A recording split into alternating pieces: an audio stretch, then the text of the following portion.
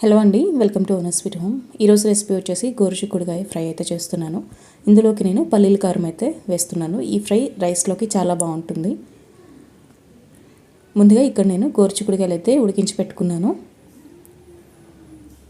ఈ విధంగా 1 ఇంచ్ పీసెస్గా కట్ చేసుకొని కుక్కర్లో హై ఫ్లేమ్లో ఒక విజిల్ అయితే పెట్టుకుని ఈ విధంగా రెడీ చేసి పెట్టుకున్నాను. అండ్ ముందుగా ఇక్కడ నేను ఎండు కొబ్బరి అయితే మిక్సీ పట్టుకుంటున్నాను. ఇక్కడ నేను సుమారు ఒక పావు చెక్క వరకు తీసుకున్నాను. ఈ విధంగా ఎండు కొబ్బరి అంతా కూడా కొంచెం బ్లెండ్ చేసుకున్న తర్వాత ఇందులోకి ఒక పిడికెడు పల్లీలు అయితే వేయించుకుంటున్నాను. వేయించిన పల్లీలు అయితే వేసుకొని ఒక 10 చిన్నులపాయలు, అలాగే రుచికి సరిపడినంత కారము, అలాగే ఉప్పు,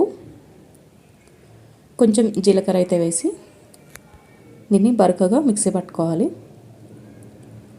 ఈ విధంగా పౌడరు అలాగే ఉడికించి పెట్టుకున్న చిక్కుడుకాయలు అయితే రెడీగా ఉన్నాయి కదా. సో ఇప్పుడు ఫ్రై అనేది ఎలా తయారు చేసుకోవాలో చూపిస్తాను. ముందుగా స్టవ్ ఆన్ చేసి ఒక కడాయి పెట్టుకొని ఇందులోకి ఒక 2 టేబుల్ స్పూన్ల ఆయిల్ అయితే వేస్తున్నాను. ఆయిల్ బాగా హీట్ అయిన తర్వాత పోపు వేసుకుంటున్నాను. ఆవాలు, జీలకర్ర చిటపటమన్న తర్వాత ఇందులోకి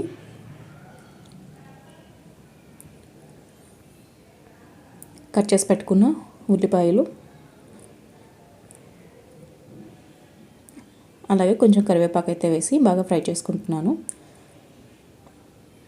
ఉల్లిపాయలు కొంచెం గోల్డెన్ కలర్ వచ్చిన తర్వాత ముందుగా ఉడికించి పెట్టుకున్న గోరుచిక్కుడుకాయ ముక్కలు అయితే వేసుకోవాలి. ఇందులోనే కొంచెం పసుపు అయితే వేసుకుంటున్నాను. తాలింపులో ఈ ముక్కలన్నీ కూడా బాగా కలిసే విధంగా కలుపుకోవాలి. మూత పెట్టకుండా సిమ్లో పెట్టి ఈ విధంగా కలుపుతూ ఒక 10 నిమిషాలు వేయించుకోవాలి. ఈ ముక్కలు కూడా బాగా వేగిన తర్వాత ఇందులోకి ముందుగా రెడీ చేసి పెట్టుకున్న పల్లీల కారం అయితే వేసుకోవాలి. పౌడర్ అంతా కూడా వేసుకున్న తర్వాత మొత్తం కలిసే విధంగా కలుపుకోవాలి. సిమ్లో పెట్టుకొని ఈ విధంగా కలుపుతూ ఇంకొక 5 నిమిషాలు ఫ్రై చేసుకుంటే ఈ ఫ్రై అంతా కూడా ఈ విధంగా రెడీగా ఉంటుంది. రైస్లోకి అయితే చాలా బాగుంటుందండి. డెఫినెట్గా ఒకసారి ట్రై చేయండి. Thank you for watching.